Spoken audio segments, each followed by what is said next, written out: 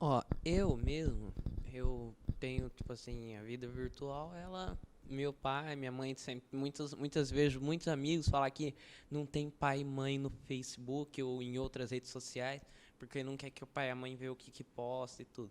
Eu já não ligo. Meu pai e minha mãe quer o celular emprestado, eu empresto, levo, vai. Meu Facebook, eles sempre estão, comenta, compartilha, vê. Os meus amigos postam zoeira e marca. Pra mim, sempre porque a maioria é brincadeira saudável, não é nada. Mas já rolou uma conversa? Eles já perguntaram alguma coisa pra você? Ou Não, você. Não. não, até hoje não. Porque tem uma autonomia, e isso é importante também, né? Essa é outra característica da adolescência que às vezes é difícil para o adulto entender. Mas ele está construindo a sua liberdade, a sua autonomia.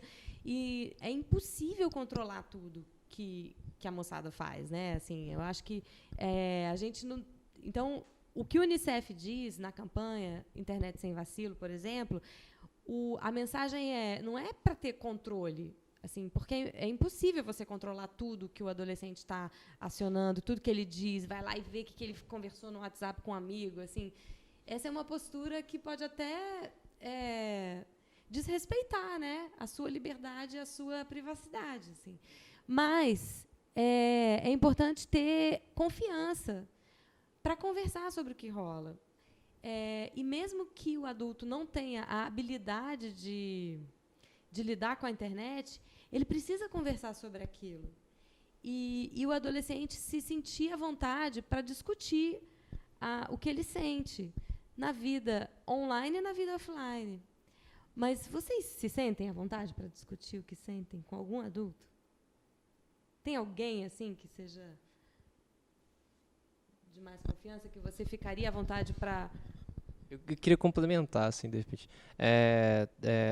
Por exemplo, relacionamento. Relacionamento virtual a gente sabe que é recorrente a quase todos nós que usamos a internet.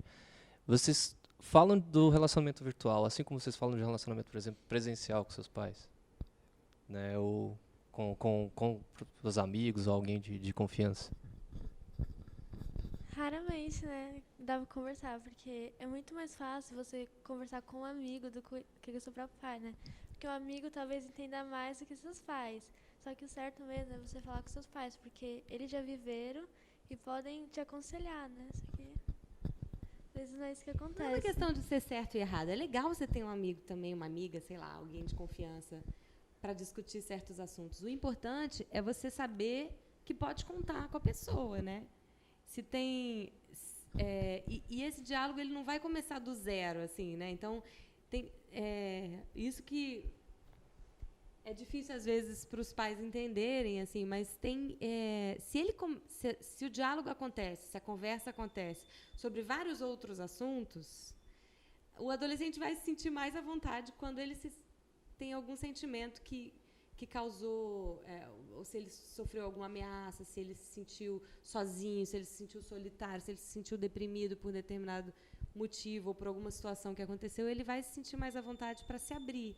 Mas essa abertura ela precisa acontecer também sobre outros temas, senão o diálogo não vai acontecer, né? Aprofundando nesses riscos, então, e já que a gente tocou sobre relacionamento, a gente parte então pro próximo caso, que é um caso de compartilhamento de conteúdo privado, né, na rede. Então, um caso clássico de sexting. Monique, que é uma jovem de 15 anos, estava namorando o Alex, da mesma idade. Certo dia, eles namoravam pelo celular e a conversa esquentou. Ele lhe fez um pedido inusitado, que ela tirasse uma foto ou fizesse um vídeo, ali mesmo, nua, com poses sensuais, e enviasse a gravação para ela via telefone móvel, tipo SMS. De início, a adolescente rejeitou a proposta, mas o jovem insistiu e afirmou que estava com saudade e a foto ficaria só com ele. Como ela estava apaixonada, cedeu aos seus apelos e, na intimidade do seu quarto, fez um mini ensaio erótico e enviou pelo celular. No fervor e na inocência dos seus 15 anos, ela não contava, né, que em apenas um mês Alex terminaria o namoro com ela e o pior, que o seu ensaio sexual, feito ali no seu quarto, estaria girando em todos os celulares e redes sociais da internet. Desesperada, A jovem só viu uma saída para fugir da vergonha e da gozação da galera na escola. Conseguiu um grande número de comprimidos e, no mesmo quarto em que fez as imagens, cometeu suicídio. Nesse caso, a menina chegou ao ponto de suicidar-se, pois não aguentou a vergonha e as pessoas tirando sarro da sua cara. E isso já aconteceu muitas vezes em todos os países, jovens se suicidando, pois foram vítimas de cyberbullying, sexting. Que precauções os pais ou responsáveis podem ter? Nossa, são muitos temas nesse caso. Um dos temas é o machismo. Assim, é muito importante a gente deixar isso muito claro. É claro que assim, uma pessoa que manda um vídeo do seu próprio corpo, ela é importante pensar nas possíveis consequências disso. Mas ela tem todo o direito de fazer isso. Mas isso pode ter consequência. Porque a gente vive numa sociedade extremamente machista. Mas, assim, se a responsabilidade aí... Claro, se a pessoa mandou a própria imagem, ela tem responsabilidade sobre o seu próprio corpo. Mas o outro que espalhou essa imagem é que cometeu um crime. É que cometeu um super... Foi mais que um vacilo, né? E isso é muito comum, porque a gente vive numa sociedade que o corpo é como se o corpo das meninas não pertencesse a elas, né? Elas não podem decidir sobre o que faz. Você já notou que a maioria dos casos de sexting, a vítima é a menina? E isso é... Então, eu acho que tem um trabalho aí que é, assim, no dia a dia, de empoderamento de mulheres. Assim, as mulheres elas têm que se empoderar e ter atitude para entender, né, que de educação dos homens. Mas uma das formas de enfrentar essa questão é empoderando mulheres, assim, e educando os meninos sobre questões de gênero, sobre direitos das meninas e dos meninos e a relação com o próprio corpo. A outra história é essa. Assim, eu acho que tem uma mania agora, manda nudes, né? Manda nudes. Todo mundo pedindo para mandar nudes como se fosse prova de amor. E tem coisa que é legal viver na intimidade. Mas não pode passar, assim, os riscos disso se espalhar, assim, é muito doido, você não tem controle, né? Então, você não pode controlar o comportamento do outro, né? Então, é muito importante repensar, assim, as atitudes sobre onde é que você quer que vá a sua intimidade. Assim. Se você quer vivenciar a intimidade num lugar privativo, ou se você vai se arriscar e quem é essa pessoa que passa a imagem da outra, gente? Que tipo de atitude é essa? Assim? Que tipo de relação que essa pessoa tem, de confiança, né? Então, ali, eu acho que tem vários temas. Um dos temas é a confiança mesmo, a outra é essa coisa do machismo. E eu queria devolver a pergunta para vocês e saber um pouco da opinião de vocês, né? O que vocês acham que poderia ser feito nesse tipo de coisa?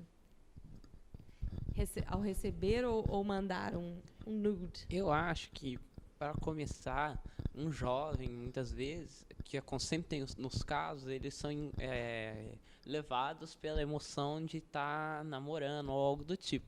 Mas eu acho que eu acho que o certo seria, mesmo na confiança, não mandar, evitar mandar, ou então, tipo, for uma pessoa realmente da sua confiança, ela pode não passar para frente, mas você se assegurar ou ir lá, tá, pedir para pagar, mas muitas vezes a pessoa até guarda, né? Tira print, guarda mesmo no computador. Tem uma coisa daqui, a redução de danos, né? Que é assim, se você for mandar mesmo, não manda o rosto. Não manda uma parte do corpo que depois vai ficar fácil de identificar. Eu queria ler aqui alguns depoimentos para ver o que vocês acham desses depoimentos. Para alguns jovens, ter uma foto da namorada no celular é um jeito de mostrar que você é sexualmente ativo. O que vocês acham disso? Na sociedade, tipo assim, se cai um vídeo na internet com um menino e uma menina na sua privacidade assim cair na internet, né? A menina, ela vai ser julgada como a oferecida, que não presta, mas o rapaz, ele não vai levar esses apelidos, mas sim ele vai ser visto como pegador, o que é o cara, sabe? Queria saber por que as pessoas têm esse pensamento, assim, de julgar a mulher e o homem, sabe como o que pode. Pois é, tem alguma coisa muito errada, né? Tem alguma coisa muito desigual aí na maneira do que... se você pensar na liberdade, né, mesmo a liberdade de ir e vir, uma menina, desde pequena, ela é tolhida, né? As pessoas dizem, não, você não pode sentar assim, você não pode fazer um monte de coisa que os meninos podem. Os meninos têm muito mais liberdade, né, na educação, e isso vem de uma questão histórica de desigualdade, assim, que a gente vai repetindo na nossa família, a gente repete. Às vezes, como mulher, mãe que cria o filho, você cria do mesmo jeito. Quando você vê, você nem pensa e já faz como se fosse certo, porque acha que... Mas tem uma questão muito desigual aí. É uma desigualdade de oportunidades, é uma desigualdade da relação com o próprio corpo, de liberdade. E a menina vai aprendendo que aquilo é errado, né? Então, é para isso que existem os movimentos feministas, que muita gente acha que está fora de moda, mas cada vez que você vê uma coisa dessa acontecendo, uma situação dessa, ou situações muito graves, né? Outro dia saiu na mídia um caso horrível de um cara que cortou os braços da própria mulher. E tem casos assim no Brasil e vários outros países, na América Latina. Olha, é difícil achar um país em que haja equidade, né, em que o direito das mulheres e dos homens é equivalente. Por isso que o movimento feminista é tão importante. E há muitas gerações as mulheres estão se empoderando para poder mudar essa situação. E é a responsabilidade de cada um, porque se você... Às vezes a gente reproduz e faz a mesma coisa. E cada vez que você faz uma coisa dessa, você está contribuindo para essa desigualdade aumentar. Sendo que todo mundo tem um papel importante nessa história de não alimentar essa desigualdade, de cortar isso, de quebrar. Será que a geração de vocês vai conseguir dar essa guinada e fazer homens e mulheres serem mais iguais? Eu acho também que um dos fatores é que desde há muitos anos até as mulheres conseguirem até seus direitos, né? Os homens eram tidos como os poderosos. Sempre a rainha e o rei, mas quem manda era sempre o rei.